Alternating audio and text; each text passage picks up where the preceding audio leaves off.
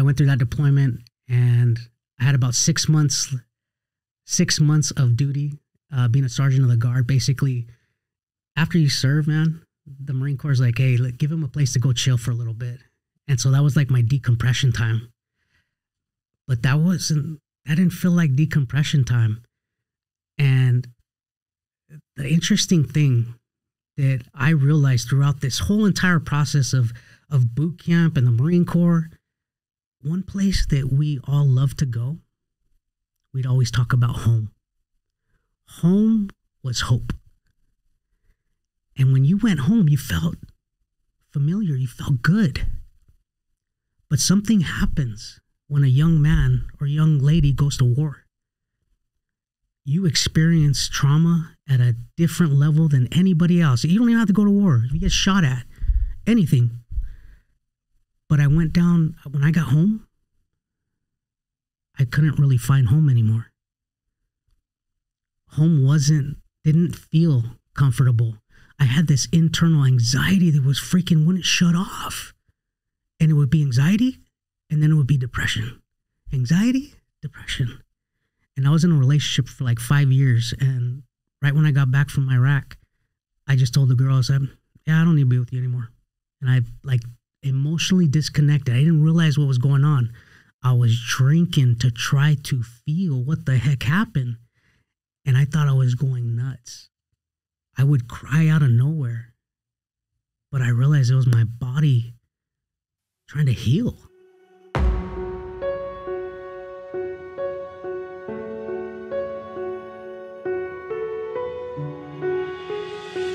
Hey everybody, welcome back. My guest this time grew up with gangs right outside of his front door. His strong-willed mom did her best to keep him on the straight and narrow. However, his basically absent father, a Marine Corps Vietnam veteran, left him chasing for his attention. With no real direction to his life, he joined the Marine Corps at 19 years old, shortly after 9/11. 2 combat deployments later, he returned home fighting the trauma from what he experienced. However, to his credit, he's turned himself around. He's since graduated from USC. Today, he counsels other veterans, and he's a married father with 3 children. Also, a lifelong fan of boxing, he started Putasos Fight Apparel, and his long-term goal is to eventually open a boxing gym to help other veterans beat their trauma. Also, before we get into this episode, Noah Oliver from episode 55 is coming back. Noah's a Navy EOD veteran. He's a black belt in jiu-jitsu, and he owns Flow Hold Jiu-Jitsu and MMA Supply Company. Our next interview is going to be coming up in a couple weeks, so send me a message with any questions you might have for Noah. Now back to this episode. I know you're going to enjoy it, so let's get into it. Here's episode 129 with Ralph Sarabia. You take your kids to jiu-jitsu, they won't listen to you, but they'll listen to their coach, won't they? Yep. So. It's crazy. You going to get on the mats now that they're doing it?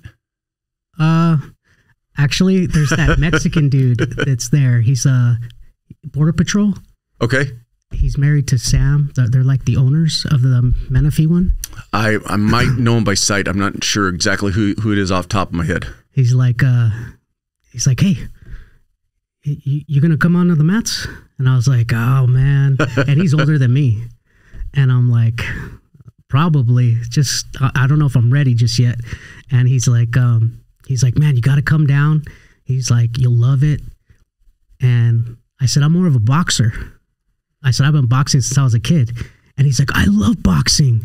And I'm like, you ever heard of Putasos? And he's like, you're Putasos? and it was cool, man. It was my first introduction to those guys. So small world, man. Small world. Crazy. So you already mentioned as a kid. So let's go backwards before we go forward. Let's go all the way back to you as a young boy. Where's hometown? Where'd you grow up? So I was born in Montebello.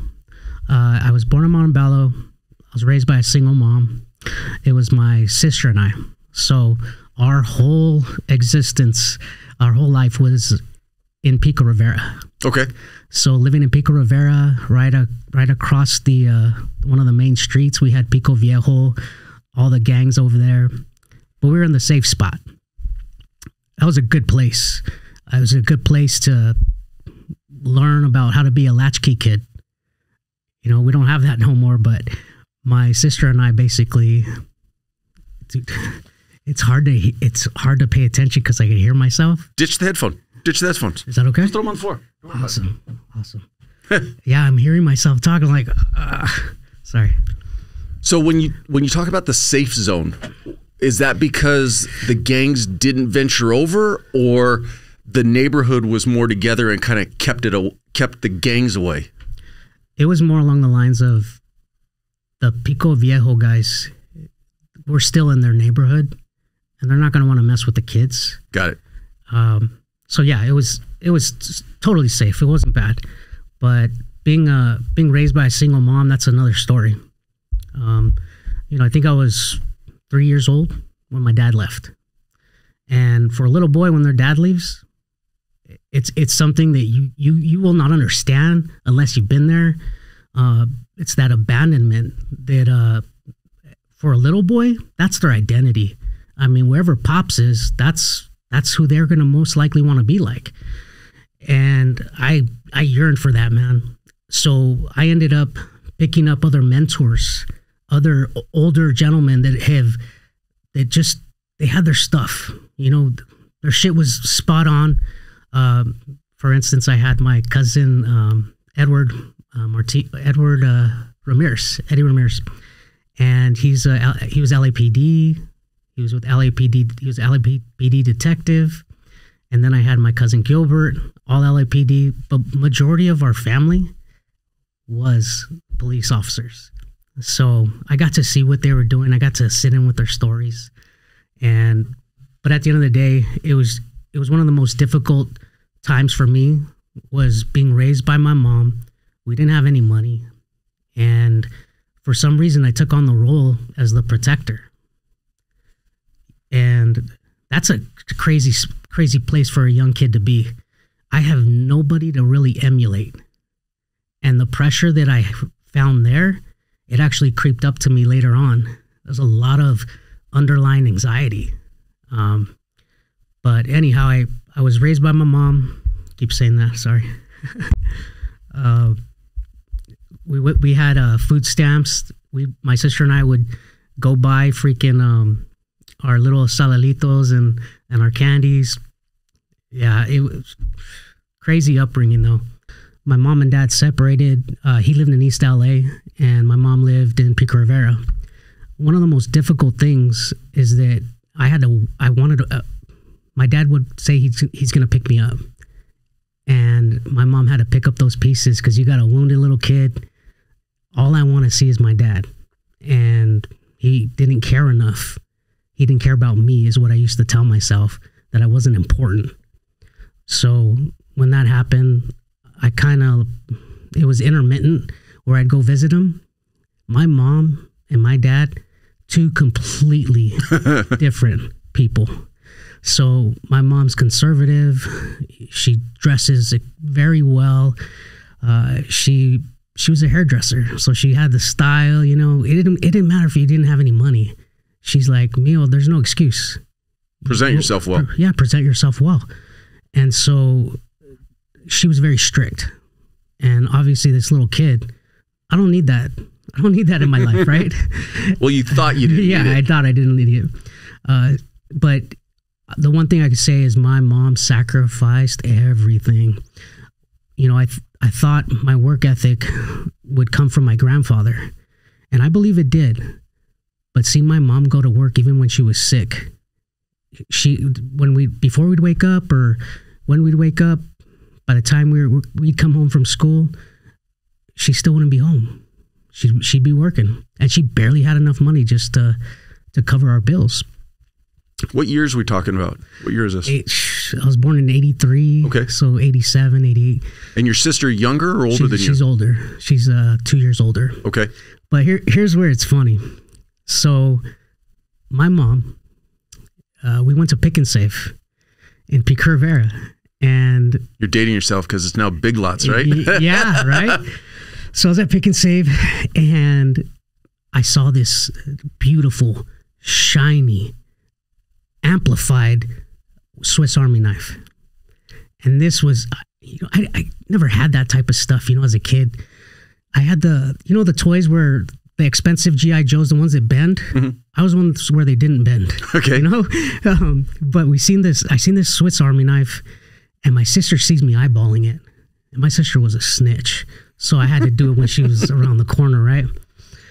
I knew I shouldn't have, but I got that sucker. I even took it out of the package and I put it in my pocket. I went home.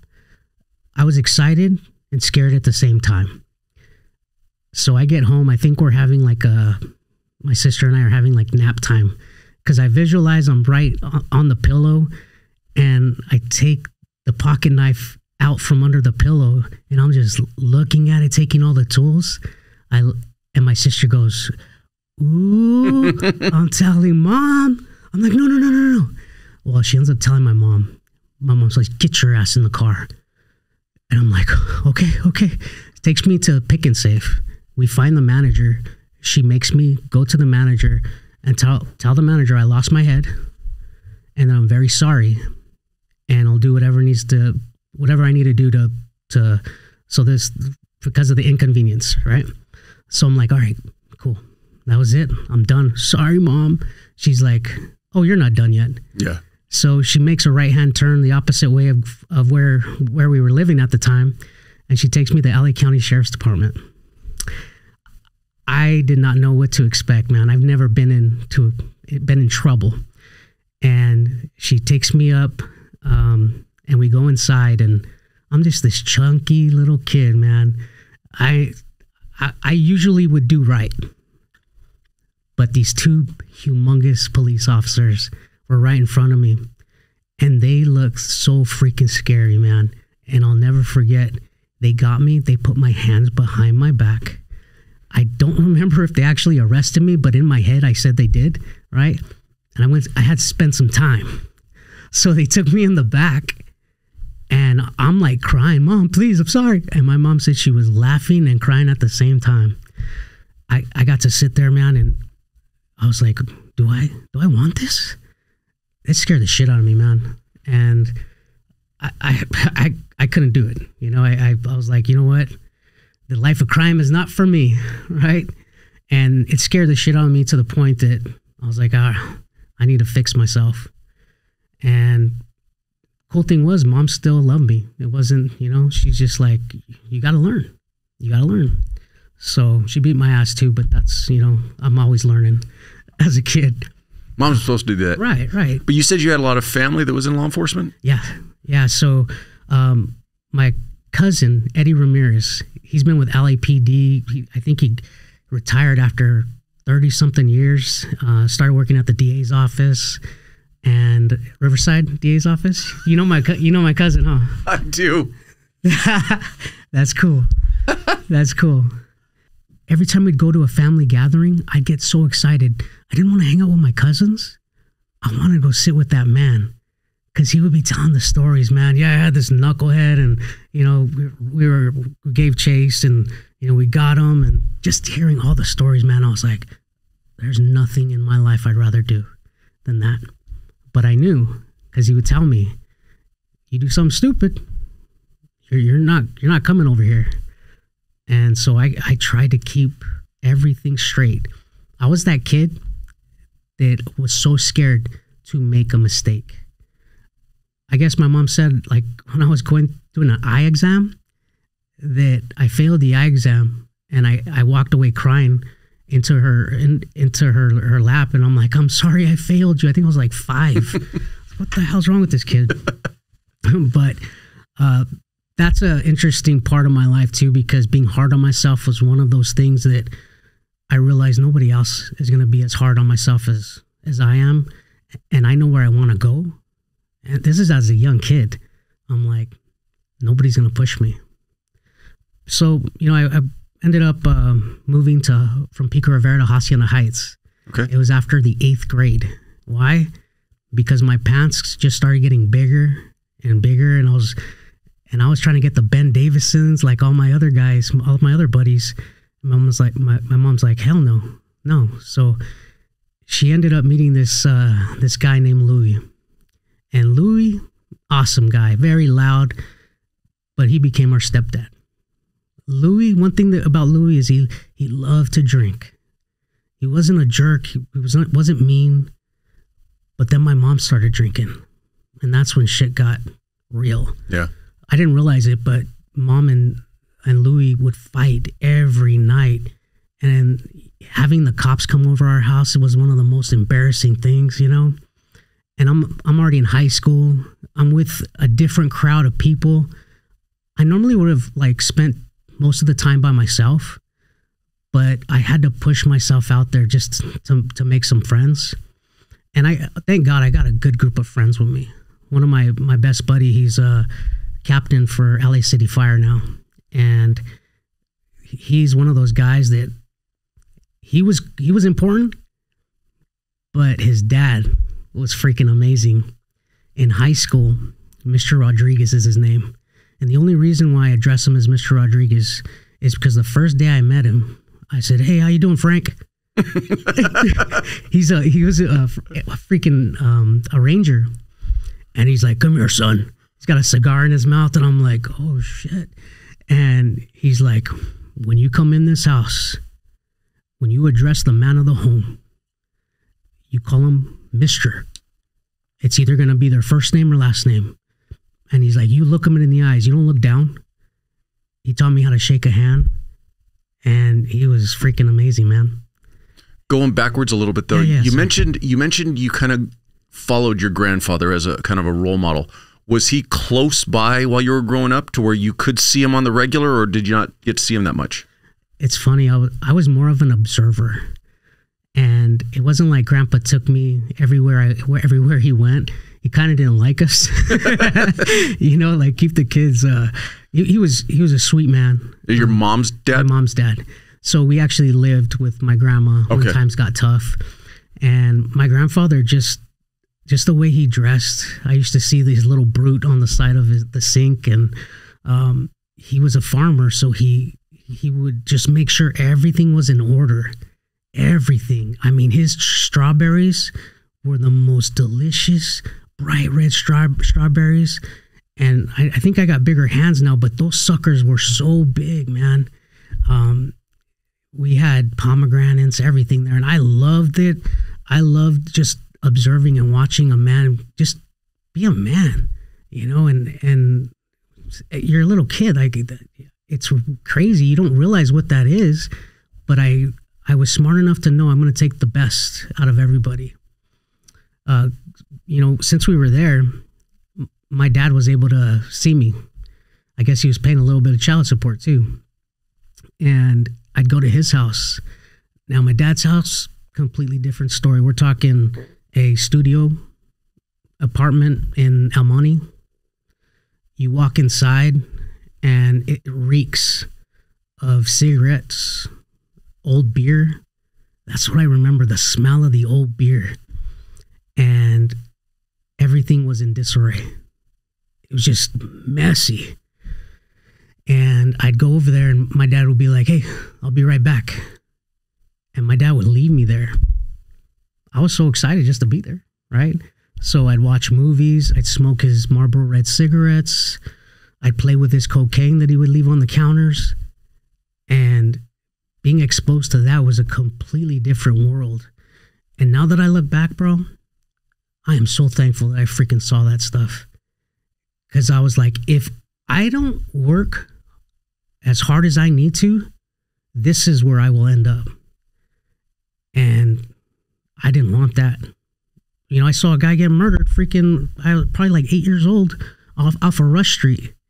I was literally out the window looking because I heard somebody screaming and boom, boom, boom. Well, my dumb ass freaking tries to run out there, and my dad, "What the hell's wrong with you?" But anyhow, I learned a lot about what not to do, you know, and I wanted to be a better father. And so, I got tired of trying to keep him awake while he was driving drunk. You know what I mean? I tell this story. I say, you don't know your hood until you've eaten your Captain Crunch from a burnt spoon. Right. That there is something that, to say it's one thing, for somebody listening, and if they don't know what you mean by it, they're fortunate. They're fortunate that you don't even know what you mean by that. Right. But there are a lot of kids out in this world, man, who maybe not to that level, but you're saying a lot of things that are resonating with me, and stuff that I had growing up. And really? Mom and dad separated when I was really, really young. And you don't realize the lessons you learn until you're older. But fortunately, it sounds like you got to see the negative in your dad, but you had your mom doing her best to keep you contained and keeping you on that right path, at least till you got to a point where you could start making your own life decisions. Right. And I was in such a rush to grow up. I wanted to be driving by 15. And back then, I think it was all right. It wasn't as frowned upon as it is now. But my dad, I think I was like 13. And I saw the rest of the cocaine that he promised that he wouldn't do anymore. And I was like, my mom had no idea. I told my mom about this stuff 5 years ago. Oh, wow. She had no idea the stuff that I was exposed to. And I told my dad, I was like... So none of this like while they were dating? No. So my dad was a guitar player. The thing that I give him grace for is because that man was a recon Marine in Vietnam. He was shot 5 times. He's got a Zorro across his stomach, scars on his hands. And he was medicating his pain. And that was the best thing. That was the best thing that he could do. He says, hey, I want to be a better dad than his dad was. His dad hit him over the head with a shovel. So I guess being kind of present, that was good enough. But I'm changing that whole narrative, man. Right. But so I told my dad, no more. I'm not going to see you until you clean yourself up. I didn't talk to him till I decided to join the Marine Corps. And that was the craziest impulsive decision that I regretted from the moment that I got on those yellow footprints. I was like, what are these guys yelling for? While you were in high school, what were you like as far as sports, education? Were you good in school? Did you kind of... So I wasn't even an average student. I was a below average student. I just got by. I didn't push myself. And I thought, oh, well, next year I'm going to push myself. Next year I'm going to push myself. And I made a lot of acquaintances and buddies and stuff like that. But I did enough just to get by. Like the finals, I would do the finals the day before it was due. I was that kind of guy. But one of the things that I did take from my dad is he was a guitar player and he actually rented me a trumpet. He's like, hey, you play this trumpet. He's like, we'll keep working with you on this. So I ended up falling in love with something, especially because it was my dad that actually did that. And I played trumpet from elementary school all the way up to the end of high school. We did everything from jazz, marching band, all that stuff. And I loved it, man. It was structure. It was something that I got to meet a lot of, quality people.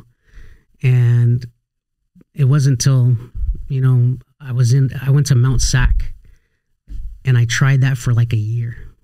I don't think I even lasted a year. And I guess you got to show up and get the grades.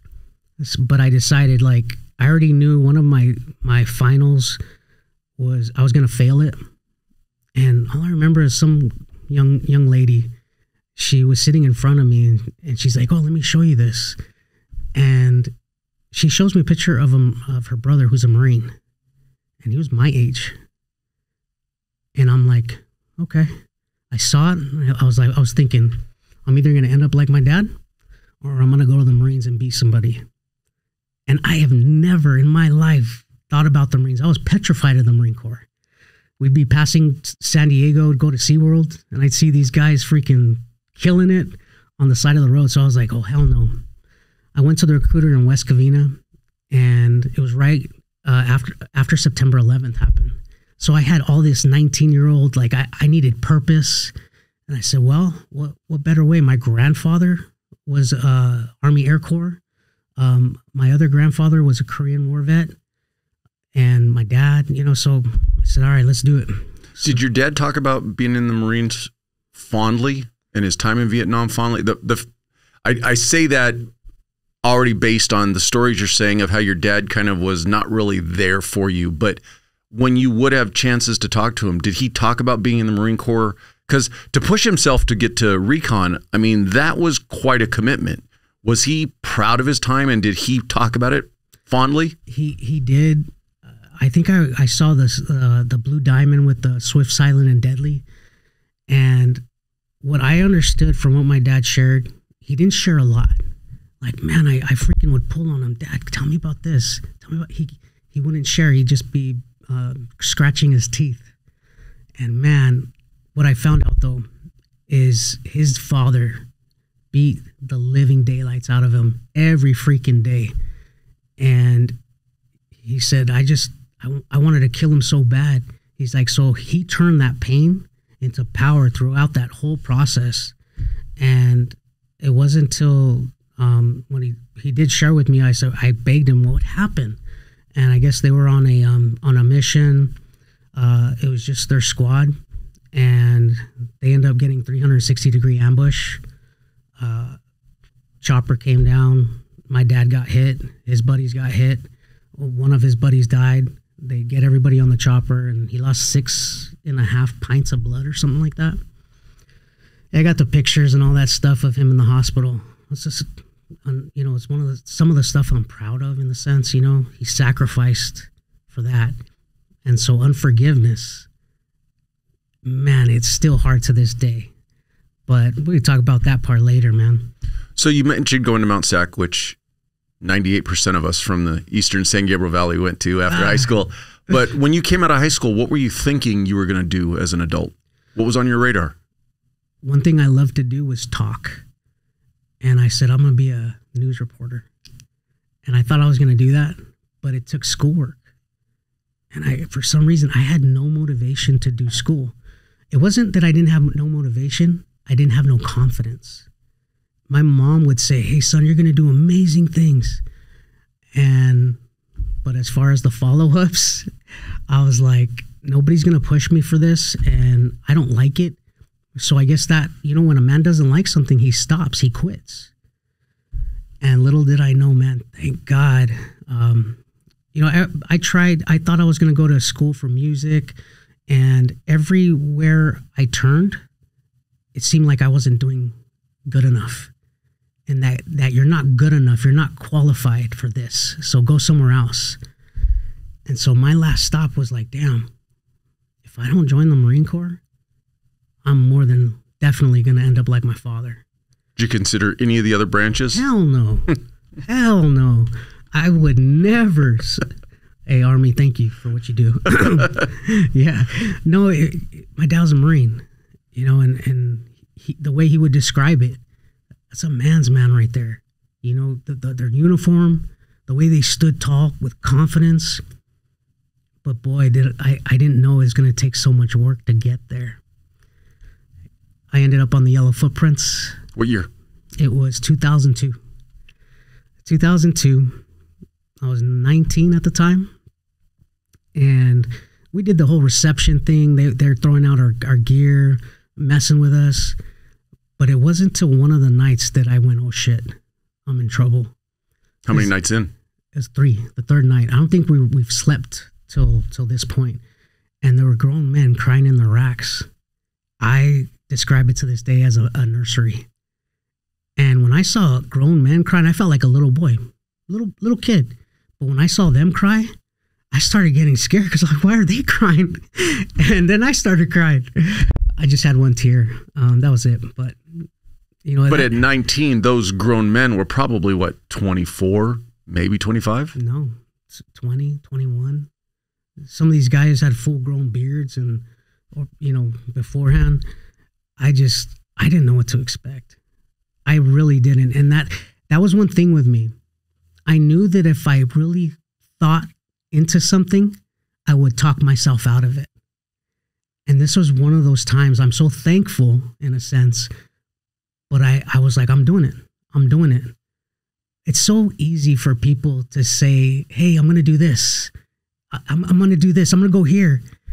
Yeah, that's great. But you don't have to put forth any energy. You don't have to lose any sleep. It's when the rubber meets the road and you're there, you're sweating, you're hurting, and nobody's there to cheer you up. Nobody's there to cheer you on. But in boot camp, man, everybody's suffering.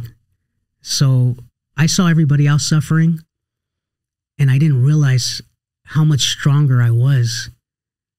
It's like your body will do way more than you can possibly imagine. I was like at stage 3 and I was ready to quit. And I went to like stage 10. I mean, it blew my mind. And I had drill instructors, man, they looked like they hated me. But at the end, man, these guys, Sarabia, I was the littlest guy in the platoon. And I always thought to myself, this would be my excuse.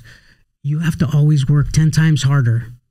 I'd see all the other kids, they don't study. They're just getting A's. These tall freaking cornbread dudes, their one step is 5 for me. And I had these excuses that I kept making. And it wasn't until my first tour. I get to 2nd Battalion, 5th Marines, 1st Marine Division. And for those of you that don't know, it's the most decorated battalion in the Marine Corps. These are the guys that went to war every time. And I was like, oh, great. And I'd hear like we were going to train to kill people and all this stuff. But once again, I don't think about it till it happens. I knew it on the back of my mind, but we invaded.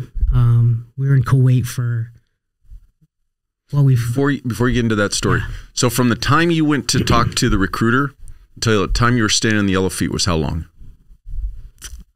I think it was like, it had to be 6 weeks, but it turned into like 4 weeks or something, because I think I went on my birthday.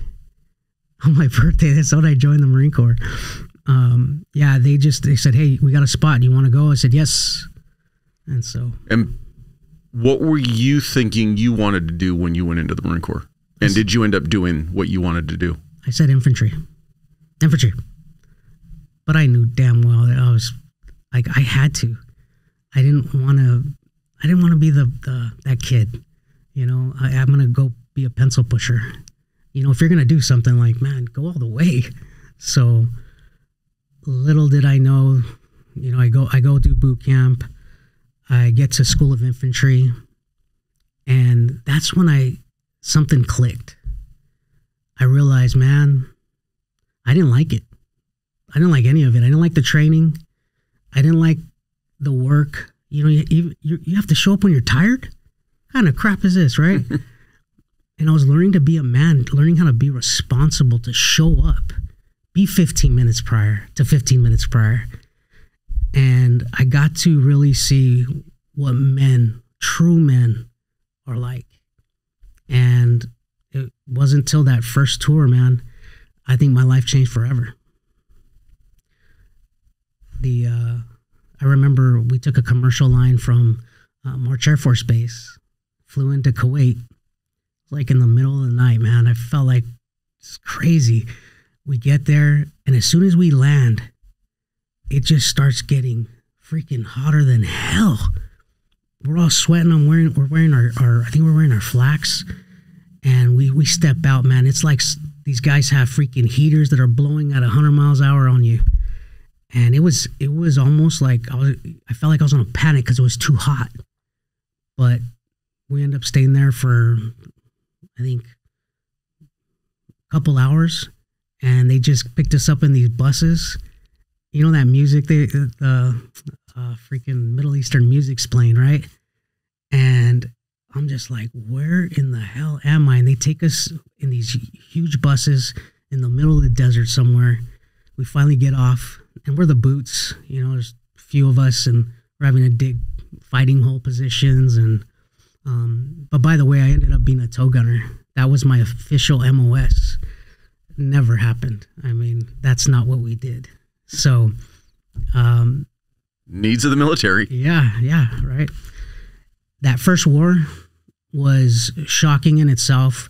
Right when we invaded on the Ramallah oil fields, the night prior, I mean, we were seeing like Star Wars, just freaking rockets, missiles, just going into the enemy's camp and just knocking the hell out of them. And the Marines were just itching. We've been freaking sitting in sandholes for 60 days. And we finally are invading. I got my night vision goggles on. And as we're crossing these huge berms, the recon actually left chem lights for a trail for us, which was, when I think about it, pretty badass, right? And we're going through, and as soon as we drive through, we're a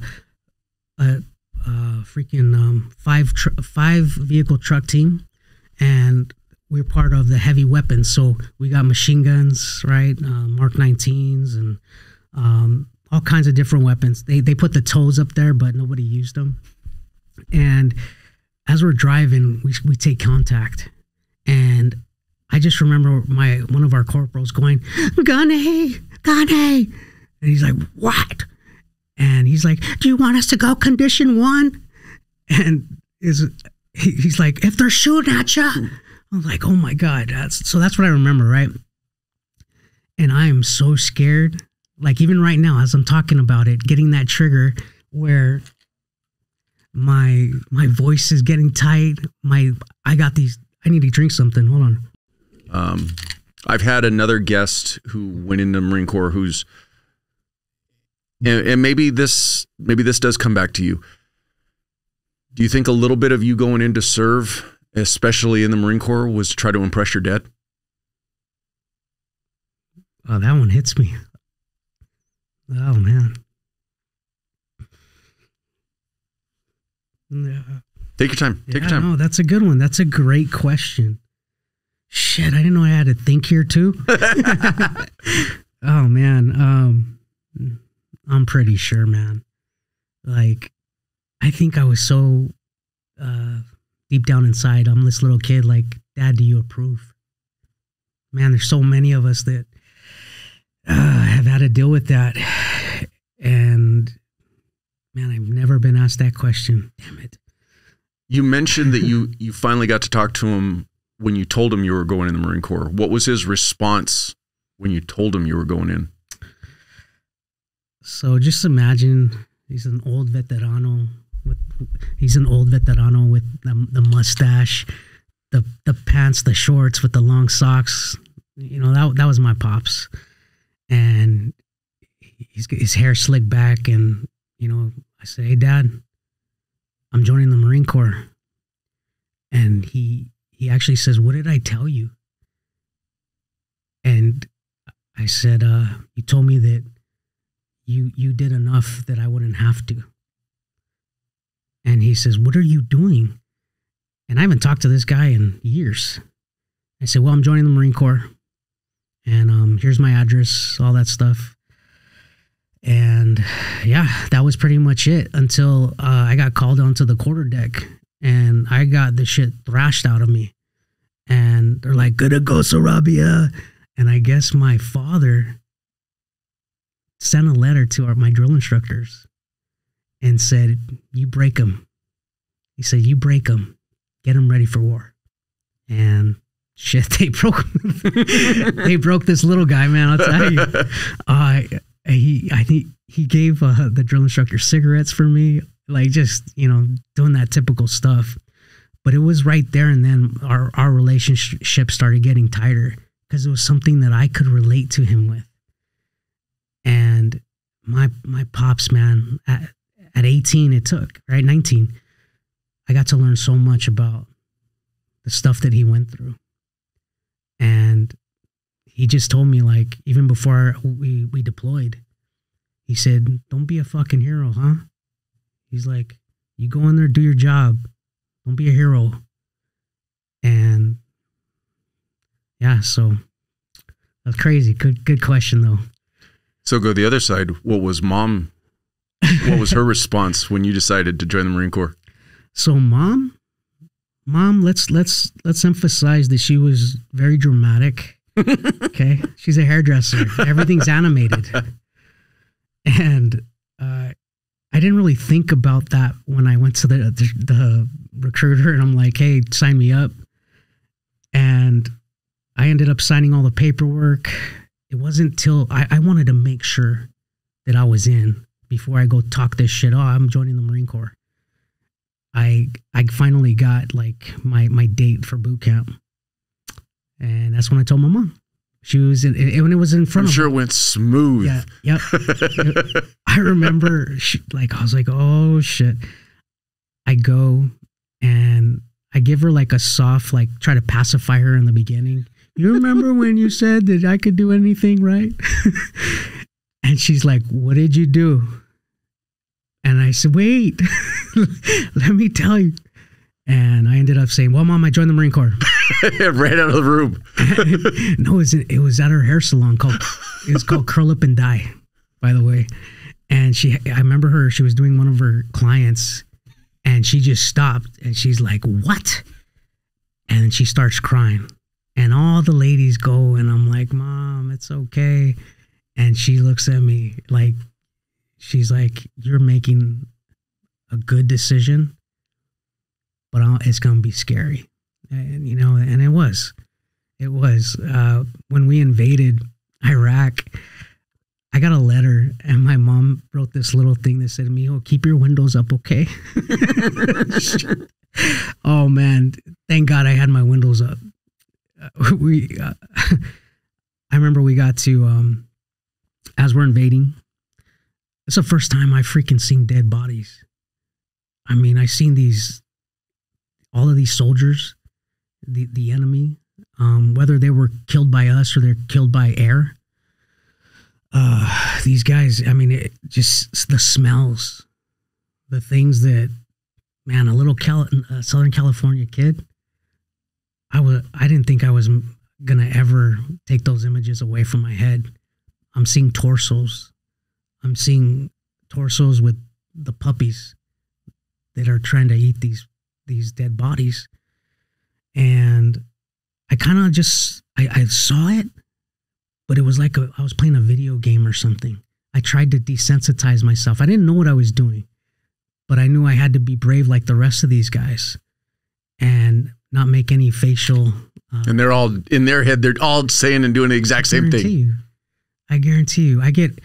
We actually get to this one spot. We're on our way to Baghdad, and I guess we took contact up front. I think there was another platoon, and we're staged. And we do a herringbone, and we're there for hours. And there is a vehicle with a body under the vehicle. I guess it was like a suicide bomber. EOD took care of all that stuff, and we get the vehicle off, and one of the enemies is just smashed. And my LT, I was driving for my LT that time, and he's like, go take care of that. And all I knew is that, like, oh, I need to go take care of it. So as a boot, I lost my gloves. I couldn't find my gloves anywhere. And I remember there was a freaking bulldozer that dug a hole. And I'm literally, I grab I don't want to look like a pussy, so I grab like this plastic so I don't have to put my hands on this dead body. And I'm like, be brave, don't make a face. And I got my other Marine, Korea, and he's like looking at it. I'm like, oh my gosh. So I have to pull this body. The bag breaks. I end up, 19-year-old kid, man. I get this guy's leg and I pull him and just slide him into that hole.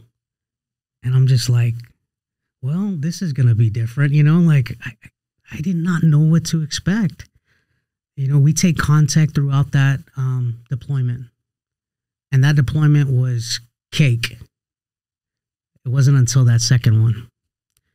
The second deployment, I'm a seasoned war vet now, and we got our boots coming in, and we're training those guys.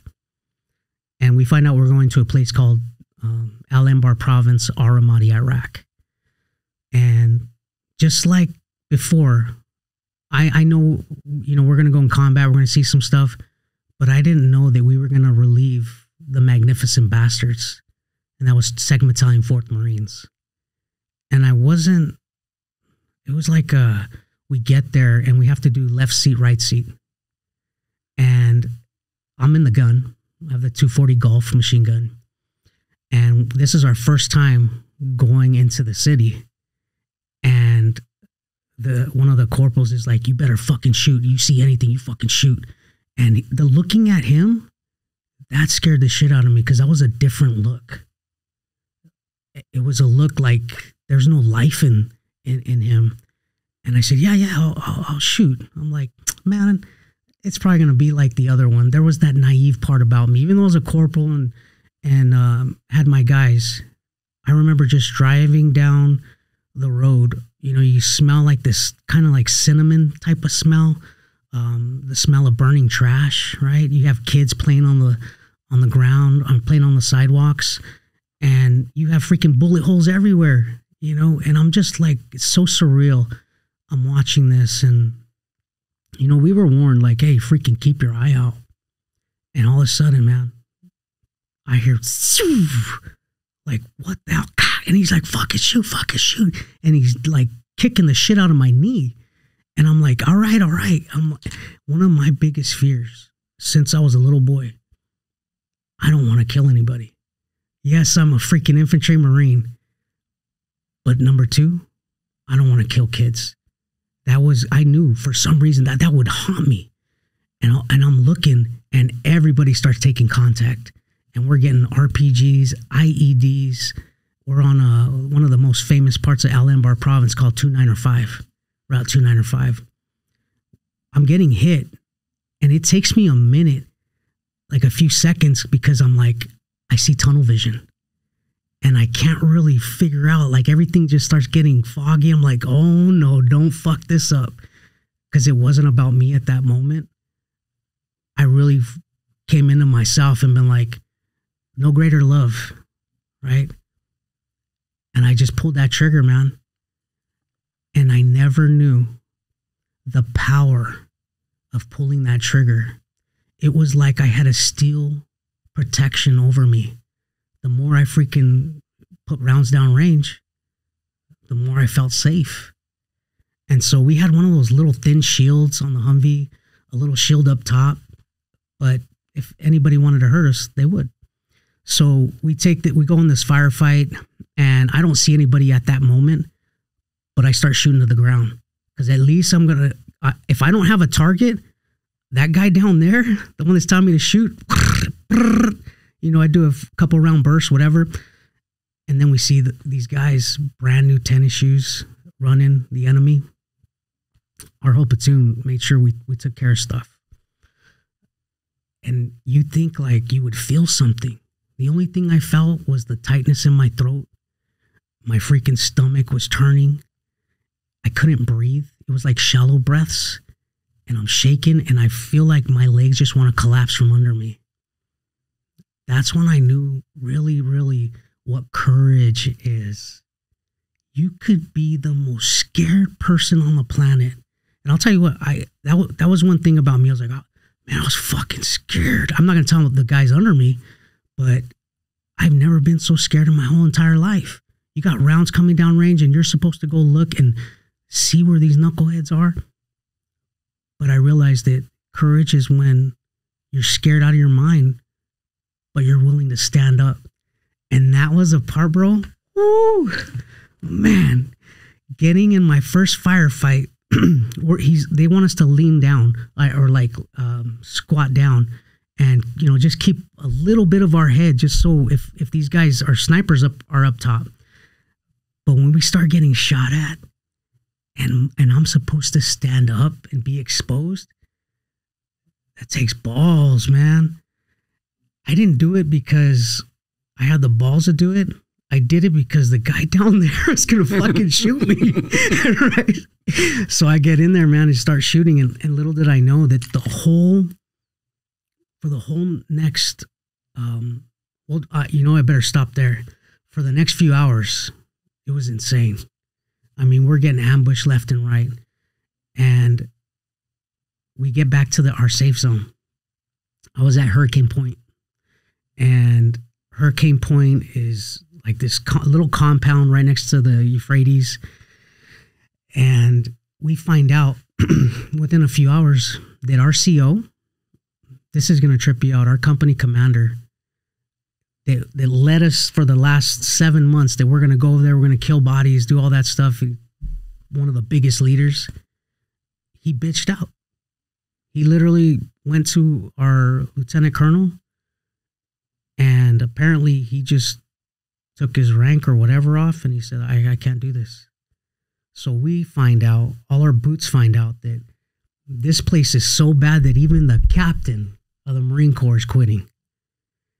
And then I go talk to the guys from 2-4 and find out they lost 42 within that 7-month period. And I was like, man, I didn't know what to expect. All I knew is I couldn't show fear. I had to be that guy. I had to be a leader. Well, we end up for the next... And this is your second deployment? This is my second deployment, yeah. So between your first deployment and this one is how much time has gone by? Oh, man, it has to be probably at least 8 months to a year. So you got to come back stateside for how long before you were redeployed? I think it was 7 months. 7 months, man. And that... Go ahead. How were you as a... So your first deployment, you're 19 years old. You're there for how long? With the Marines, it's 7 months. Okay. So you come back, you're a little over... Are you 21 by the time you come home after your first deployment? 19, 20, probably. Yeah, okay. I think I was about 20, 21. Looking back on you as that now 21-year-old, did you feel different? Absolutely. I felt like a grown-ass man. I felt like a leader. And I didn't feel invincible, because it wasn't until we started seeing our own casualties. We had one guy that extended from 2-4. He wanted to stay with 2-5. And we went on one operation, and we were going through route ice cream. And they call it ice cream because they would sell the ice blocks, but it was one of the most dangerous parts. Every freaking place that we went in Ramadi was dangerous. And we got hit with a freaking crazy IED. I had the dock in my truck. So my truck at that time was vehicle 5. So I'm the rear guy. I'm not seeing everything out front. I'm the cleanup guy. If anything's still standing, take care of it. Well, we hear that freaking explosion over the radio. They're calling corpsmen up. And my doc, he was one of the most awesome freaking docs on the planet. Imagine like it's the super, super big head white boy. And the thing with Doc is he had a stuttering problem. Anytime we hit contact, he would go contact left. And like, come on, Doc, you need to tell me that shit way before. But he was cool as hell, man. And I remember pulling up to that truck, seeing what happened, and the guy that decided to stay there, Sergeant Bascom, he expired right in front of me. His first deployment or second deployment? Second deployment. So in your first deployment, did you not get any sustained contact, and did you lose anybody? The first deployment we did, we lost First Sergeant Smith. And that was the first time I actually saw one of our guys get hurt. But it was so weird because I was trying to like stay calm, but I felt like Marines we're Superman, but we could die too. Yeah, so I mean, I saw that. I saw them drape over the body. We took contact, and I guess it was an RPG that went through one of the Amtraks. And yeah, he was from LAPD, by the way, First Sergeant Smith. Yeah, but he decided he wanted to go with the young guys and lead, and he did, man. I didn't know him personally, but hearing around from the Marines that he was one of the freaking awesome leaders of 2-5. When you went in, were you thinking career? Were you thinking one enlistment and get out? Did you have a plan other than just joining the Marine Corps? So at that time, I was literally just trying to survive day by day. I knew from that first deployment, I was like, fuck, I don't know if I want to do this anymore. And, you know, you hear it from everybody, from the old to the young, like, oh, the Marine Corps is treating us like shit, blah, blah, blah. But I knew I was like, I don't want to be a part of that crowd. I need to make that decision on my own. But yeah, I wasn't ready yet. How are we doing on time, by the way? Okay. There's no time limit for me. All right, because I wanted to share about the rest of that deployment. Please. So we're in Ramadi. We're getting in firefights every day, and there was this one particular day where we're constantly getting incoming from outside every day. This was the first time since Vietnam they called it fire base, because we were getting incoming every freaking day. We're getting incoming and sporadic gunfire throughout the night. But this one day we had Captain Rapico. Remember this name, Captain Rap. This man was a leader of men, and he took that other captain that left, and he was the tip of the spear. And this man actually led from the front. And every time you'd go outside the wire, like you were going to go on an op, you'd have that pucker effect. A lot of us will know exactly what that means. And our bodies would get tight and we'd feel kind of helpless. But at the same time, we were freaking ready to rock and roll. Well, a platoon went out and we had the interpreter in Captain Rapp's truck with him. And the story that I heard is that all of a sudden freaking this vehicle comes out of nowhere and hits Captain Rapp's truck. Catastrophic incident. Had a lot of guys pass away that day. And that was from Weapons Company. And Weapons Company is taking the most casualties. Was it just a crash or a VBID? It was a VBID. It was a VBID. We heard it from where we were at Hurricane Point. It shook the whole freaking compound. So we knew something bad happened. Got on the radio. We heard we have one freaking KIA. They didn't. I remember it. There were so many freaking KIAs. I was getting confused. But we lost our cap, and it wasn't until I had a radio operator who had to go. He had to leave my truck, and so I got this new kid. This new kid was a fresh guy from headquarters, and this was a 19-year-old skinny. He looked like a little boy to me. I'm already a seasoned combat vet, and I got this young kid, and he was kind of like nonchalant, like he wanted to be a part of the crowd. And I learned at a very, very early on, you don't walk into a platoon of freaking Spartans, right? And so I kept this kid at a distance. I wasn't mean, but I didn't know who the hell this kid was, and I needed him to freaking do the job. So we're about to have a mission that night. They say, go. I guess this kid's never rode around with night vision. And it's a night op. And so I am driving this kid around in the middle of Hurricane Point with night vision on, telling him, can you see the left? Look to no, go left. And we go balls to the walls in Ramadi. Like, we're not driving like driving Miss Daisy. So this kid is named Clifton. And Clifton got along with everybody in the platoon. But this guy, I had to stay disconnected. I didn't trust him. I didn't know him. And within the next few months, this kid was rocking and rolling with us. You know, we'd hit IEDs. That's the way it was in Ramadi. Is we'd start out with our IEDs, RPGs, sporadic gunfire. But yeah, it was pretty crazy, man.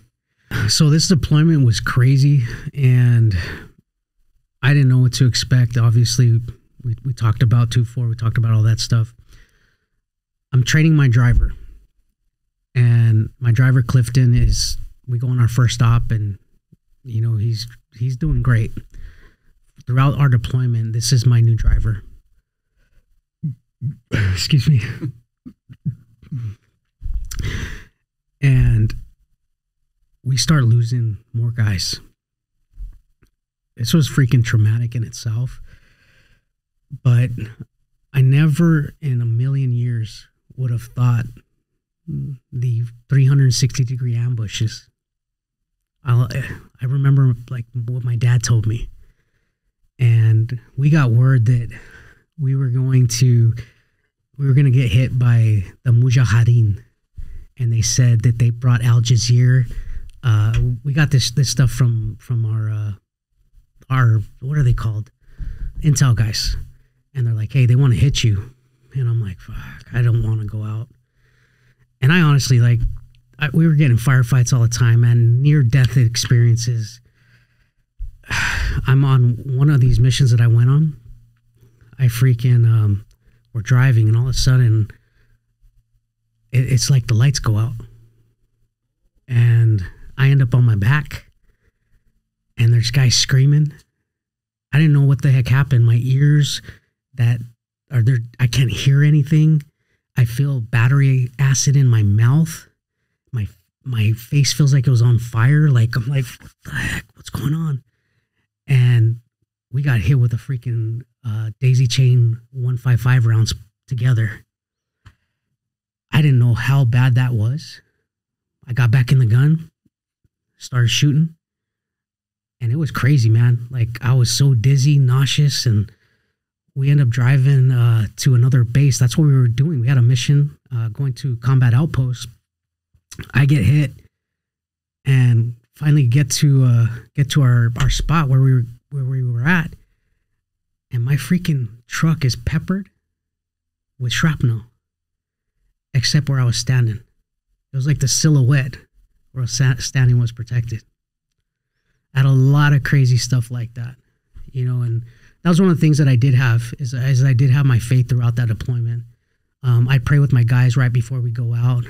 Even Captain Rapp would sometimes go out there and pray with us. I remember going on another mission, and we had to stop. We had to stop at this. We were all getting ready to drive into combat outpost again, but I was stuck and I couldn't move. Well, all of a sudden I see this freaking sedan about 200 yards away. I see these guys roll up, and I'm like right at them, looking at them. And all of a sudden, I just hear doom, doom, doom, and these freaking RPGs are coming, man. And I'm like, they just keep unloading. It was like a volley of 9 RPGs, and you could literally see these things go. I'll say that was God, man. I'll tell you that. So none of them impacted any of your. None of them. Wow. None of them. Wow. I was stationary. Yeah, that's crazy stuff, man. That happened a lot. And thank God my mom she did pray. She was crazy, but she prayed. So we end up, the part I wanted to share was we're getting ready to wrap up, man. This deployment was horrible. Lost 15 guys.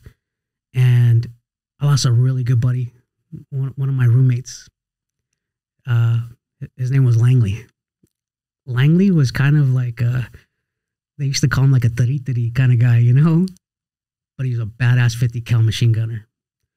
And yeah, anyhow, there was this day where Clifton kept getting in trouble, and it wasn't me catching him. It was my staff sergeant, who was a drill instructor, came from the drill field, and he's like, you need to freaking take care of this kid. Well, this was the third time that he left his CYZ-10. It's like an encryption deal that if somebody loses that, the enemy gets it. Well, this is a thing that affected most of my life now because of this situation that happened. I was walking into my hooch, and I was just ordered from the staff sergeant, like, you better fucking take care of him. I said, Roger that, staff sergeant. And mind you, I'm not pissed, but I have to look like I'm pissed. And I get a shovel, and I get sandbags. It's like, boom, I throw it like on the side of him. Get your ass outside and start digging. So he's digging sandbags. And I think I have him doing it for an hour. I'm in the hooch going back and forth.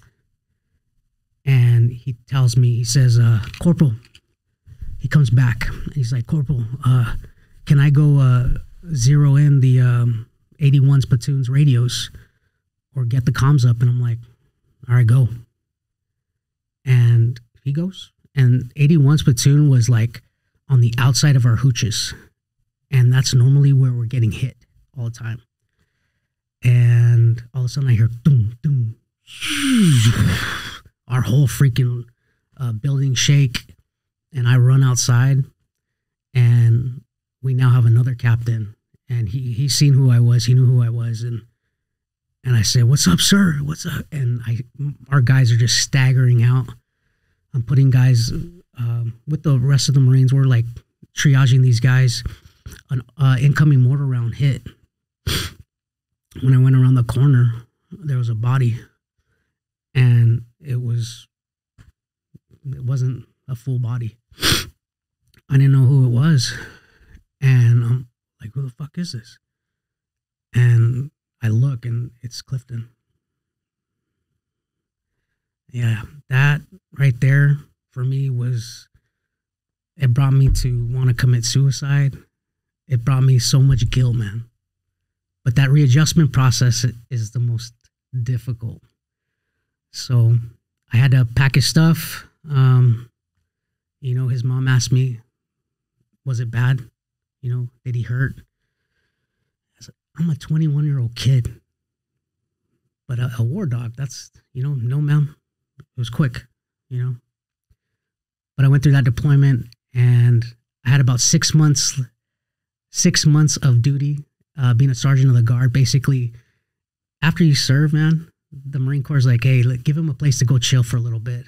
And so that was like my decompression time. But that didn't feel like decompression time. And the interesting thing that I realized throughout this whole entire process of boot camp and the Marine Corps, one place that we all love to go, we'd always talk about home. Home was hope. And when you went home, you felt familiar, you felt good. But something happens when a young man or young lady goes to war. You experience trauma at a different level than anybody else. You don't even have to go to war. You get shot at, anything. But I went down, when I got home, I couldn't really find home anymore. Home didn't feel comfortable. I had this internal anxiety that wouldn't shut off. And it would be anxiety, and then it would be depression. Anxiety, depression. And I was in a relationship for like 5 years. And right when I got back from Iraq, I just told the girl, I said, yeah, I don't need to be with you anymore. And I emotionally disconnected. I didn't realize what was going on. I was drinking to try to feel what the heck happened. And I thought I was going nuts. I would cry out of nowhere. But I realized it was my body trying to heal. And man, nobody told us this type of stuff. And I felt so horrible, brother, that I didn't want to live like that. If this was it, I didn't want to live like that. And I would get drunk, man, and I'd be thinking about suicide. It was just horrendous. And one night I was drinking a lot, and I guess I called my dad, and I had a Beretta.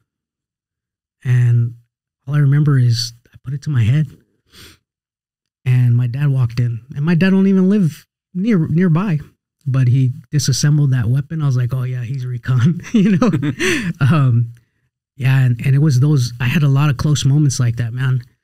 Guilt is something heavy that we carry. And, but it wasn't until after coming back, and I actually wanted to be a police officer. I didn't put that on the resume, but I wanted to be an LAPD officer. That was my dream. I actually got to go on a ride along. One of my snipers that was with us in Ramadi was actually with LAPD. He's like, Ralphie? I'm like, what's up, man? So I got to do some stuff like that. I ended up sergeant infantry. I freaking did all my paperwork to get into LAPD. Mind you, there's no plan B. And But you're still in the Marine Corps at this time when you're testing? I just got out. Just got out. Yeah. Well, you know what? What year did you get out? 2006. I got out 2006, LAPD. I take the test, do the oral interview. Man, it was great. I had a conditional job offer. I'm like, oh my God, here it comes, man. I could see myself in the patrol cars, all that stuff. And I end up going in and the doctors tell me, unfortunately, you're colorblind. And I'm like, wait, what? Partial or full? Partial. They said, you can't see brown and green in your eyes. Red and green. Red and green? Yeah, that's what it is. That's right? what I've got. And I'm like, wait. But it's not to where you can't see. Right. Like people always say, can you not tell that there's a red light, a traffic light? I say, I know it's red. Yes. It's not just because it's the top light. I know it's red. But when they get close together, all of a sudden you're like, what color is it? Yeah, exactly. And I'm like, I didn't take no for an answer. They actually said, hey, good luck on your endeavors. You're disqualified. I freaking resubmitted. I got another eye doctor to do this. I mean, this is all I had. I even went to Chief O'Hara of LAPD. I got a meeting with this guy. And I told him, does this stuff not matter? Like, everything that I've been through. And I'm not hungry to kill people. This is not what this is about. I said, if our country can trust me to protect, why can't the city? And he's like, hey, brother, it's just politics. And he throws me a coin. And I literally walk out of there, man, like freaking heartbroken. So I couldn't get over it for a while, man. That was my purpose. That was my dream. That was everything. So I decided, you know what? I'm going to try school. I want to stop right there. And the reason why I want to stop is because something that's rattling around in my head. So I had the exact same problem when I tried to become a cop. I went into the typical medical screening and they showed me the dot test and I couldn't see the numbers. And I remember thinking to myself, well, shit, what am I going to do? And I want to tell this, and I'm hoping if anybody's listening right now that maybe is still got time in front of them where they want to think about being a cop and they couldn't pass the color blindness test. If you're in California, there is a test called, I want to say it's the Farnsworth D100 test, and it's approved by Post. And I was fortunate, and I feel bad for you listening to your story because fortunately for me, I was already working for the police department that hired me, and the hiring lieutenant basically made a phone call to Post and said, hey, is there any other colorblindness test? And what this test does is it's a series of bottle caps that have a color in them. And the first one on this little board is fixed. You can't move it. And basically they just tell you, put the one that's next closest to it and put them in order. And I aced that. So what I want, this doesn't help you now, but for somebody who might be listening, who's been told they're partial colorblind, don't give up and look into other approved colorblindness tests for your state. Wow. That's just my little soapbox, because I went through it, and it was because I was fortunate enough that the lieutenant at the time took the interest in me and found another way. That's a leader. So just, I mean, I feel for you because I know the shoes you were in. I know that point of being told you didn't pass the colorblindness test. There's nothing we can do, and most people were saying, don't know what to tell you. Yeah. It was shocking. And that was also part of me wanting to disconnect from this place. I was like, I think the biggest thing for men is if we feel like we're not going to make it through this life, like if we're not strong enough, and that's the fear that all of us carry in some way, shape, or form. But man, the crazy part is there's so much that there's so many times that we're, what's the word? Shit. Give me a second. I'm thinking. There's so many times that we want to give up, but if we stay the course of whatever we're trying to do, somehow it works itself out. I know that's easier said than done. I started praying, man. I was so pissed at God, like this. After everything I've been through, and you're gonna let this happen. Oh man, I was pissed. I remember I think my sister bought me this book. It was called Sun Stands Still by Stephen Furtick. And this book talks about a story in the Bible about the sun being like an eclipse. And one of the warriors is like, hey, God, if you can let me defeat these enemies and still have the sun up, you know, then you're God. It was something like that, right? But one of the quotes that I got from it was, sometimes your dreams have to die so God's dream can come alive. And I heard that, man, and it changed the trajectory. You know, I was trying college, still trying to do it. I ended up dropping out of college 4 times. And now I met my wife. Did you do 4 different degree programs? Like, oh, I'm going to try this. Oh, I'm going to try this. I'm going to try Yeah, it was a joke. But I ended up having a business. I started a business as a fencing company, like construction. And this lady was doing my orders. Well, I ended up losing the business in 2008 because that was the year I started and ended, right? That wasn't a good idea. But I went and I met this beautiful woman. She actually, she worked at the manufacturing company, and she tapped me on the shoulder. She's like, "Are you Ralph?" And I'm like, "Yeah." She's like, "I'm Jody." I was like, "You're beautiful." And that's all it took. 4 kids later, man. But she was a reason why I was able to push myself. It took a strong ass woman because I was stubborn, hard headed. You know, I thought I knew everything. And don't we all? Right? Man, she's like, you know, a lot of people be like, "Oh, Ralph, you know, thank you for serving.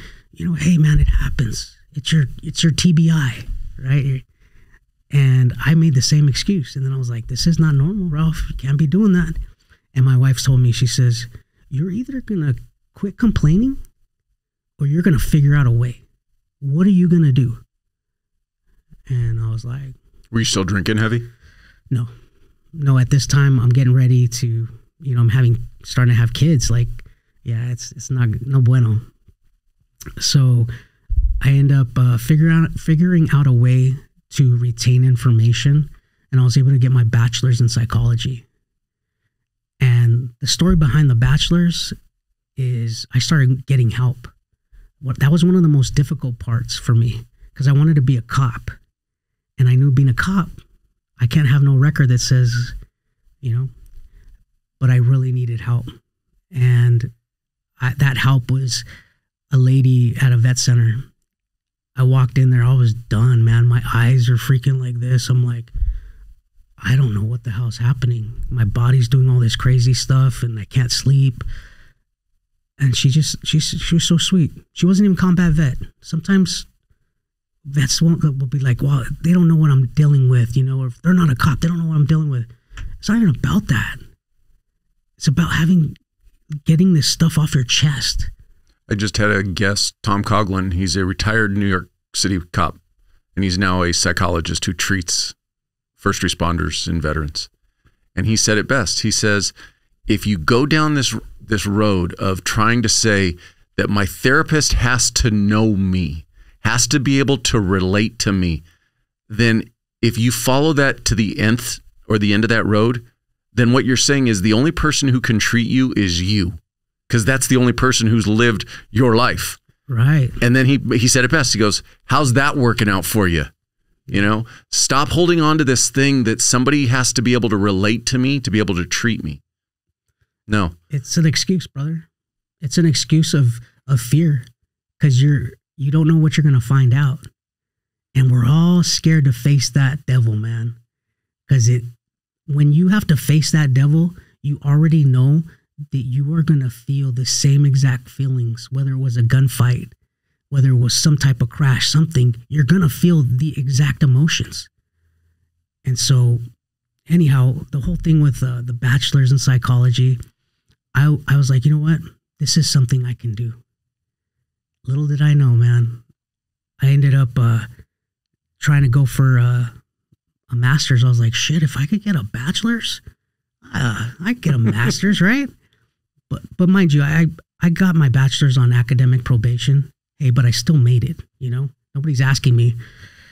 I got on academic probation and I applied to USC. I said, what the hell? You know, and it was the story. It was my experiences. They said, shit, if this guy can get through that, they say, come on. So I got into USC, and that was my dream school since I was like 13. I got into USC. I start taking clinical social work. And clinical social work is such a broad degree because you can do everything. And what year did you start that? Oh man, I could tell you 2018, maybe something like that. But one thing my mom always told me, she's like, you're a peacemaker. You don't like to see people, you know, fight. I'm like, yeah, because of you. You know what I mean? Shit. But I got into the master's program, and we're writing 15-page papers. Make a long story short, man, I cannot retain this information. The thing that was most difficult with USC is, in order for me to learn, I got to be upfront. And so this is the thing with our vets. I got to be upfront to pay attention. But I can't see, there's nobody that has my 6. And I would have panic attacks, and I'm trying to freaking go to school. I'm trying to remember this information that they're throwing down my throat. And everywhere I walked, my body be shaking, man. Like, why is this happening? And it was frustrating. But once again, my wife said, well, what happened was they freaking kicked me out. I got kicked out of USC, man. Probably the only person. No, I'm just kidding. I got kicked out of USC, and I started learning about that whole thing of resilience, the ineffable quality to overcome any and all obstacles. Well, I got back into USC. I figured out another way. I made templates for the papers I was going to write. And that got me a 3.5 GPA, graduated. And I've been a clinical therapist for combat vets for the last 13 years. That's awesome. Yeah. That is awesome. Yeah, it's been crazy, man. Crazy world. Going back to let's go all the way back to, you're coming to the end of your first enlistment. Was there ever a thought of staying in and making it a career, or at least even just re-upping? There was. I actually, after my first enlistment, I started working for a fencing company for like 3 months, and my name wasn't Sergeant Sarabia. It was Rafa. Go get the fucking chop saw. And I was like, my ego took a big hit, but it was okay. The thing is these guys, oh man, I see it all the time. Sergeant majors, freaking staff sergeants, gunnies, like they just snap their fingers and these guys would run to them. And now they're like, they expect that same thing, and they realize, why isn't anybody moving? You're not in the Marine Corps anymore. And that is a very difficult thing for a lot of men, because one, if men don't have purpose, they don't have anything. Men need a vision. They need something to look forward to. They need something to fight. And a lot of these guys, man, they're shocked because they don't know who they are. That was one of the big things, you know, I had to deal with. And they don't know who they are. I was able to figure out my own way with the help of clinicians. And yeah. And again, taking a step backwards. No, it's okay. So I don't even want to call it your lowest point, but you talk about the moment where you had the Beretta in your hand and your dad helped you out.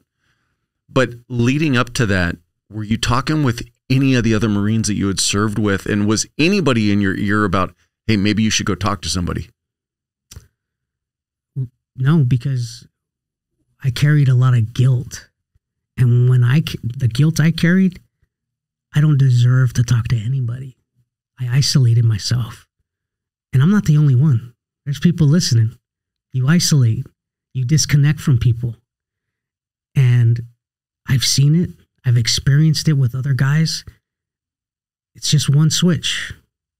You know, the thing that I learned is these guys will drink. We'll drink because we technically don't feel.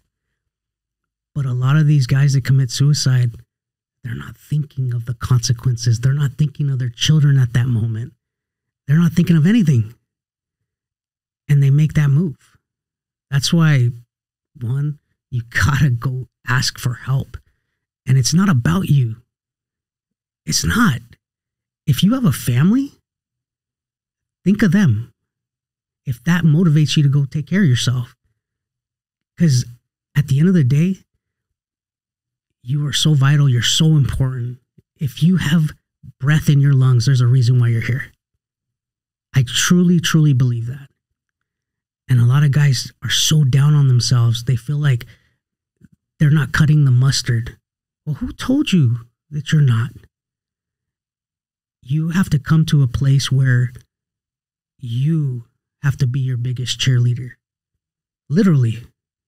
Because sometimes, like, what I would do is, even through grad school, I felt so stupid, man. I'd be with all these smart kids and just a kid from Pico Rivera. All of my history would try to remind me. And there was this quote that I would remember. It was King David, and he would encourage himself in God. He literally had to encourage himself. And I said, you know what? I got to encourage myself. I literally call myself on my cell phone with a voicemail. My wife didn't understand me. My kids, nobody understood me. Nobody understood what I was going through. And I freaking would say, hey, Ralph, I know you feel like you're not cutting the mustard. I know you feel like you're dumb, but you're freaking smart. You're smart. You're intelligent. You're great. You're going to do amazing things. Do not give up. And I literally would play that shit like 3 times a day just so I could get to where I needed to get to. For you, before going and that one day walking into the VA clinic and that lady said, you know, like you said, she wasn't a combat vet, but she helped you. But before that day, had you ever even thought about getting some help? And what was it about that day that finally was like, all right, I've got to go talk to somebody? I was on a bike ride, and no, I couldn't get help because at that time I was just trying to do the PD thing, right? And for whatever reason, we had that same mindset, like, if you go, you're weak. Mm-hmm. I didn't know any better. And I ended up, I'm losing my train of thought, sorry. That's okay. It's a TBI. What was the question? What was it that finally made you go to the VA and say, hey, I need some help? I kept having these crying spouts out of nowhere. I could be doing, like, changing the oil or freaking be going to the gas station or something, and I would just cry, and I'm like, what the heck is this? And it just kept happening more and more and more. And I'd start getting these intrusive thoughts. I'm like, man, am I going nuts? I must be going crazy. And that's when I was like, I did some self-care. I went on a bike ride. And I started crying on the bike ride. I'm like, shit, nothing's working. So I went to that lady, and she's the one that literally said, you're not alone. And pointed me to the group of guys that were there. And that's when I realized, like, shit, my pride is what got in the way. My ego. Yeah. So fast forwarding then to today, and you're a licensed clinical therapist. So you're clinician that you're working in and providing therapy, correct? I'm a licensed social worker. Social worker. So at a vet center, it's specifically supposed to be for veterans counseling veterans. Okay. Right. They were doing it in Vietnam, but then they said, well, we better get these guys some schooling. Right. So yeah, I've been doing that, and I've counseled thousands of veterans, man, dealing with the same stuff. And I'm so excited that I read that book, for one, right? And this is exactly where I'm supposed to be, because a lot of these guys are broken. And not saying it has to be me, it could be anybody, but the guys that I talk to, man, I encourage them. I tell them, hey, man, just because you've dealt with combat trauma doesn't give you permission to be a dick to your family. I literally would tell them that, man. And they would look at me because they love to make excuses. You know, just because you're a Marine, freaking Army cat, whatever, at the end of the day, think of that wounded kid that you were. Like, that, you can't use the excuse of combat. That's a part of the trauma. But the rest of the stuff, What about when you were 5? What about when you were 7? And you never healed from that stuff, and now you're disconnected from your wife, and you're blaming it on combat. If you don't know what it is, go get some help. That's the thing, man. It's like we need fathers. We need these fathers to be present. You know, I have 4 children, and I learned a hell of a lot to be present, even in my own anxiety, my anger. A foolish man will let his emotions just go everywhere. But a strong man will learn how to keep that shit under control. And if that means getting help, if that means getting medication, that's it. You know? Are you connected enough today with active Marines or the Marine Corps to know if the Marine Corps is doing anything better today with the young Marines as far as encouraging mental health? That's a good question. It seems like I'm getting the same guys that I got from Iraq and Afghanistan. It's like, I don't know what they do, man. I really don't. I actually applied for a position over there to be a counselor for their active duty. For some reason, it didn't end up happening. But yeah, man, there's so much that these guys need to figure out. Like, if you can deal with that trauma early, these guys are going to be so way better off. The whole readjustment part is the most traumatic part of the military that you will go through. I don't believe it's the war. It's coming out of the military, because that was your full identity. You have nothing else. Structure, everything, you know where to go, what to do. And now it's like you're an orphan. And no support system. You know, you thought you could carry all this on your own. Yeah, that's the most difficult. From what you're dealing with and the work that you're doing, what are you seeing in the advancements of the psychedelics therapy? And are you seeing, from your perspective, people that are getting that, and is it beneficial? So I've had a few of my clients deal with mushrooms, and they're coming in my office and they are telling me, man, this shit is amazing, you know, and I could really see a difference in their countenance.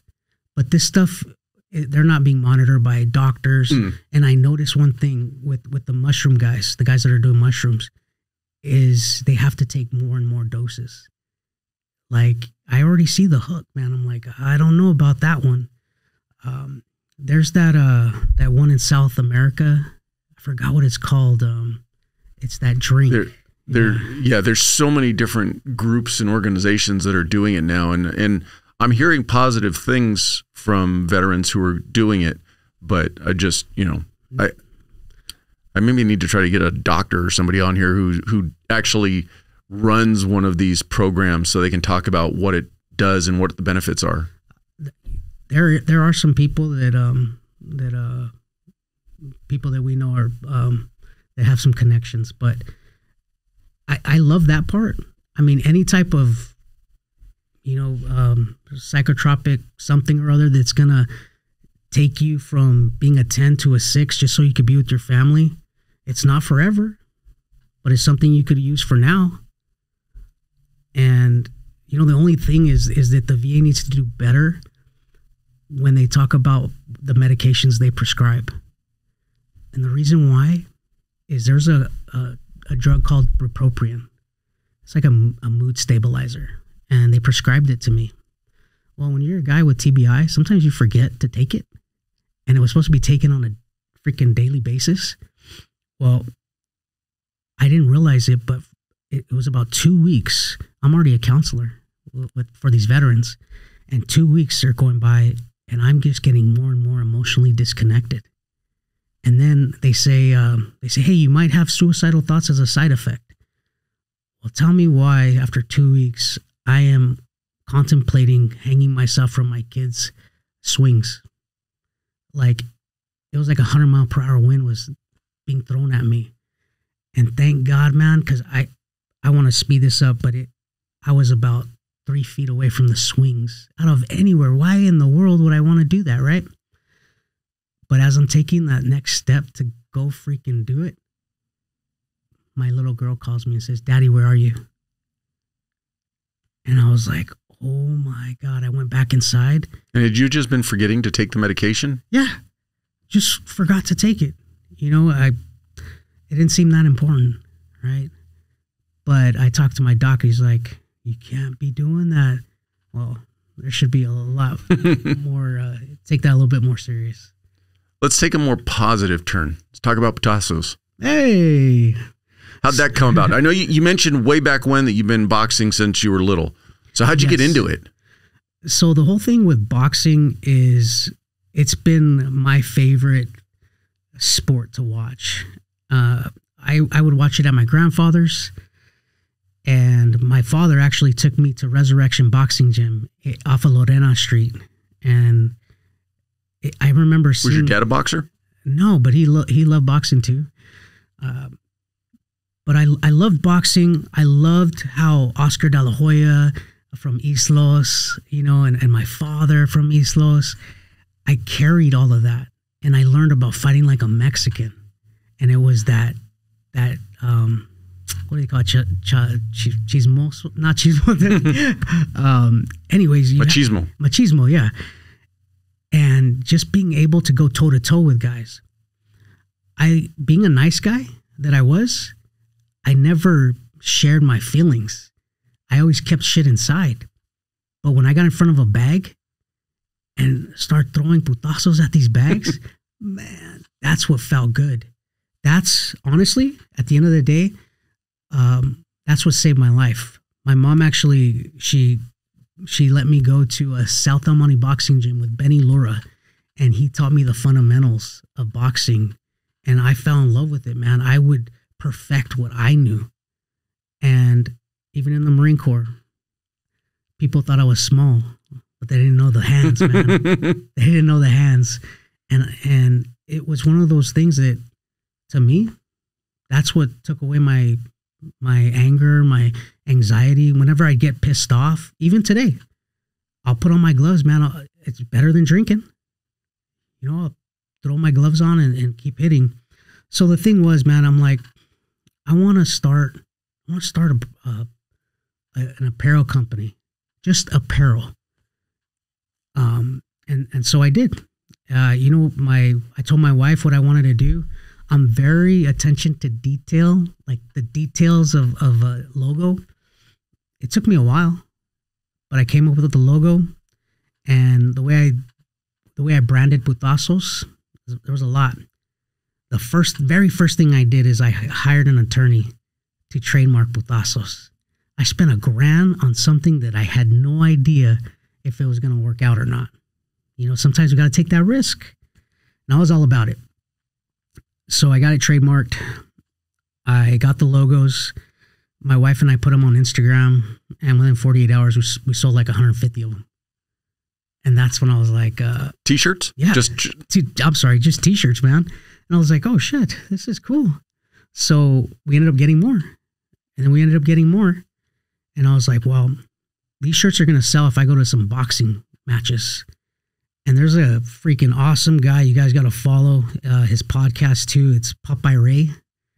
Popeye Ray's an old school ref, man. And I DM'd him, shared my story. He's like, call this guy. I was able to go to one of the boxing matches in Montebello. Anyways, I got to meet freaking Freddie Roach, his manager Marie, and I met all these people. Little did I know that about 7 months later, that I would be I would be designing some of the finest boxing gloves on the market in boxing. And what would take people years took me 7 months to be a professional I made professional boxing gloves. How'd that come about? That's crazy. I know. I had somebody talk to me about, hey, you ever been interested in selling boxing gloves? And I was thinking about it. I was like, man, I can make these better. So what I ended up doing was I went on to a couple sites, and I shopped around, and the only place that I could find boxing gloves, you're either going to buy them in China or Pakistan or Mexico. I wanted Mexico, but there's nobody to be found. I don't know where these guys are. This is a stupid question. There's no U.S. made boxing gloves? No. Wow. I wouldn't have thought that. I think there's Pro. Pro might be one of them. The price of the leather, man, that's my big thing right now. But anyhow, I found a manufacturer in Pakistan, and I just invested, man. And I said, I need the finest gloves. We'd go back and forth for almost a year on how to make, like, not a year, like 7 months or whatever. And I found the finest boxing gloves. And I had people mentor me in the boxing world. When they found out I was a vet, a combat vet, the doors that open, man. One thing I learned from my dad, he said, in the Marine Corps, did they feed you? I said, yes. He's like, in the Marine Corps, did they clothe you? I said, yes.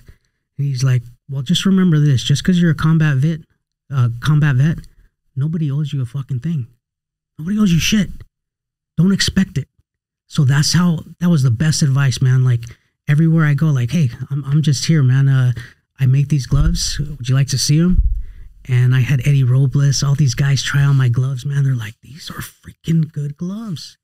Freddie Roach didn't like them at first, but we got that taken care of. So I got some of the finest gloves. We got approved by the California State Athletic Commission, and we're one of the fastest growing brands in the state. Congratulations. Thank you. What I did is I said, you know what? The stuff that I learned in the Marine Corps, attention to detail, strong work ethic, confidence, and freaking just going balls to the walls and not being afraid.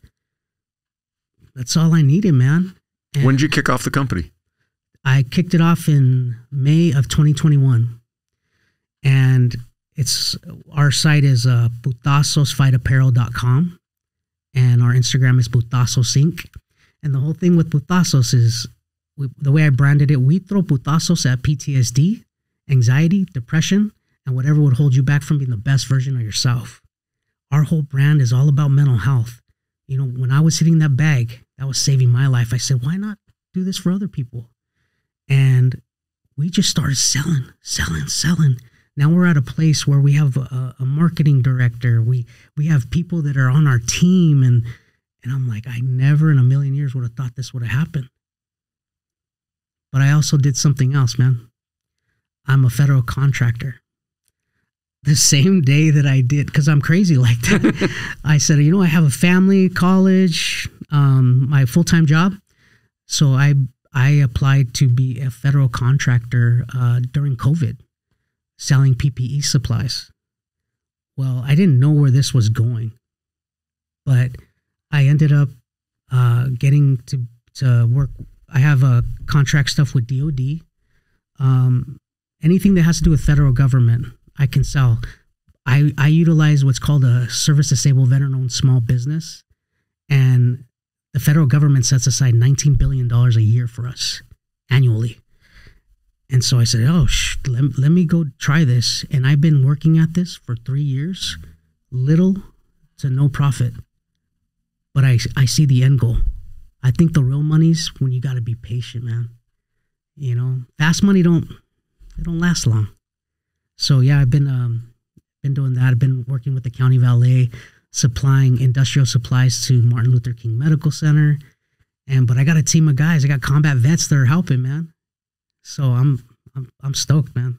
I mean, how'd you even just stumble across the idea to apply for it? I think I saw War Dogs. No, I had a client that told me about it, and I was like, I'm that guy that if there's not a loophole, I'm gonna find one. You know, as a kid, I didn't have the money, I didn't have the things I wanted, but let me look on how I can make that happen. I became very resourceful. So I took advantage. I took advantage of PTAC, which is now Apex Accelerator. It's free for veterans. You can go in and they can teach you all about contracts, procurement, all that stuff. So that's what I do. After I get home, I play with the kids. I stay up with them till about 9 p.m. bedtime. And if my wife is still awake, then I'll be with my wife. If not, I'm freaking on the computer, looking at contracts, trying to be a better businessman. So, yeah. How's your mental health today? My mental health, it is always up and down. And I'm being honest.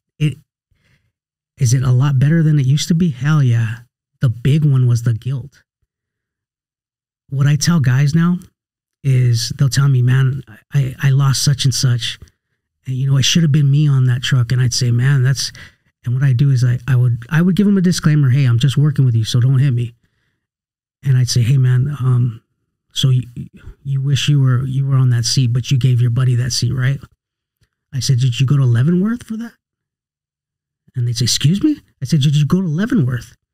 And they're like, no, why would you say that? I said, because you're sentencing yourself. You're acting like you knew that your buddy was going to get killed. And they just take a step back. It's like, you didn't know. If you would have known the warrior that you are, you wouldn't have done that. You would have gave your life for them. Stop feeling guilty for shit that you had no control over. And I think that's the thing. What do we have control over, bro? Only our actions. Just us, man. We want to control everybody else, but I only have enough energy for me and taking care of my family, obviously. But yeah. Well, I appreciate your time, and I wish you the best going forward. And where do you see your company going? Putasos in that sense. Absolutely. Putasos, I'm trying to find grants to be a boxing gym that the demographic would be kids that are getting bullied, veterans, and first responders. That's my main objective for that. It'll be a Putasos boxing gym. We'll freaking get some mental health stuff in there to be able to help these guys out. And you know what? I know these guys got a fight in them, and why not do it at Putasos boxing gym? So yeah, I see it doing that, maybe giving it a franchise or something. I dream big, man. Your boys are going to pull you on the mats, though. Oh, shoot, yeah. Yeah, my kid's on jiu-jitsu. That's crazy. All the best, brother. I appreciate your time. Thank you. Thank you so much, man. I appreciate being here. I appreciate you watching. But before you go, if you like the video, please hit that subscribe button. Also, any comments are appreciated. Thank you.